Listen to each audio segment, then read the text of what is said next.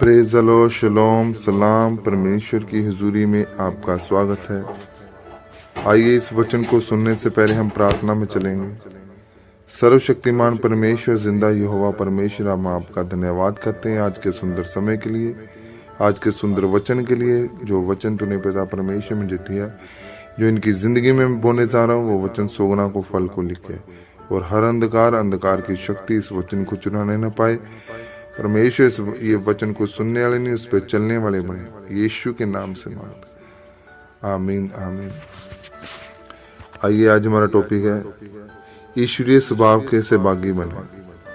आइए हम बाइबल में से पढ़ेंगे दूसरा पतरस उसकी 1:4, जिनके द्वारा उसने हमें बहुमूल्य और बहुत ही बड़ी प्रतिज्ञा दी, ताकि इनके द्वारा तुम उस सड़ाहट से छुटकारा जो संसार में बुरी अभिलाषों से होती है, ईश्वरीय स्वभाव के सहभागी हो जाओ। मेरे प्यारे जीजो, बाइबल में परमेश्वर ने कहा कि मैंने तुम्हें बहुत बहुमूल्य और बड़ी प्रतिज्ञा दी है, वायदे दिए हैं, ताकि तुम उस सड़ाहट से छुटकारा जो संसार में बुरी अभिलाषों से होती है, ईश्वरीय स्वभाव के सहभागी हो जाओ। परमेश्वर ने कहा कि जैसी लाश सड़ जाती है, गंदे फल सड़ जाते हैं, सब्जियां सड़ जाती हैं, इस संसार की बुरी अभिलाषों से तुम्हें सड़ाहट होगी। इसलिए परमेश्वर ने कहा कि इस संसार की सड़ाहट से छूटने के लिए मैंने तुम्हें वायदे दिए, तुम्हारे वंशों के श्रापों को तोड़ने के लिए मैंने तुम्हें वायदे दिए। याद रखें, जैसे जैसे आप ईश्वरीय स्वभाव में बढ़ते जाएंगे, वैसे वैसे आपकी जिंदगी में आपके व्यापार में, आपके घर में चमत्कार बढ़ते जाते हैं। मेरे प्यारे जीजो, जैसे ज्यादा देर तक फल पड़े रहने के कारण वह सड़ जाते हैं और खराब हो जाते हैं, खाने के योग्य नहीं रहते, वैसे ही जब हम आपके अंदर बुरी अभिलाषा आती है तो आपका शरीर सड़ जाता है। अगर आपके अंदर बुरी अभिलाषा होगी तो परमेश्वर आपको कुछ नहीं कहेंगे, लेकिन ऐसे कामों के कारण तुम सड़ोगे। आज कुछ लोग जिनके अपने शरीर का नियंत्रण नहीं है, नौजवान लड़कों को अपने मन पर नियंत्रण नहीं है, यह एक प्रकार की बुरी अभिलाषा है। लेकिन जब आपके अंदर इस तरह की अभिलाषा होगी तो आपके जीवन में सड़नापन भी होगा। आज कुछ ऐसे भी लोग हैं जिनकी शादीशुदा होने के बावजूद भी बाहर गलत संबंध है।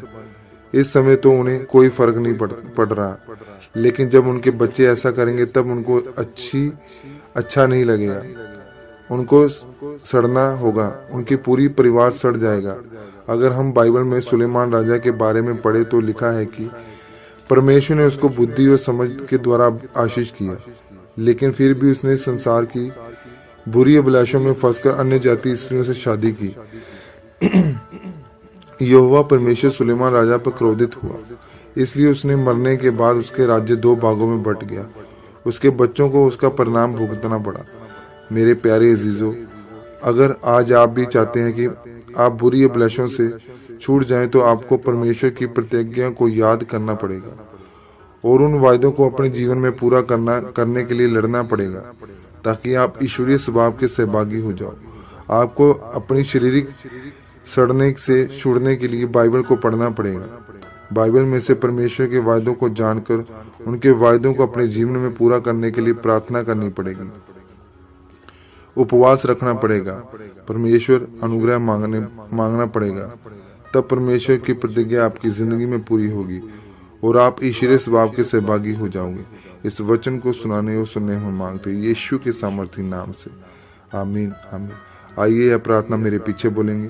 सर्वशक्तिमान परमेश्वर, आज के इस वचन के लिए मैं आपका धन्यवाद करता हूँ। परमेश्वर, मैं अंगीकार करता हूँ कि मैं रोज बाइबल को पढ़ूंगा, अपने लिए प्रतिज्ञा को लूंगा और उन पर मनन करूंगा, ताकि मैं संसार की बुरी अभिलाषों से छूटकर ईश्वरीय स्वभाव का सहभागी हो जाऊं।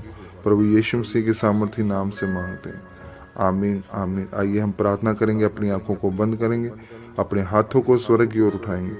सर्वशक्तिमान परमेश्वर, मैं तेरा धन्यवाद करता हूँ इस वचन के लिए।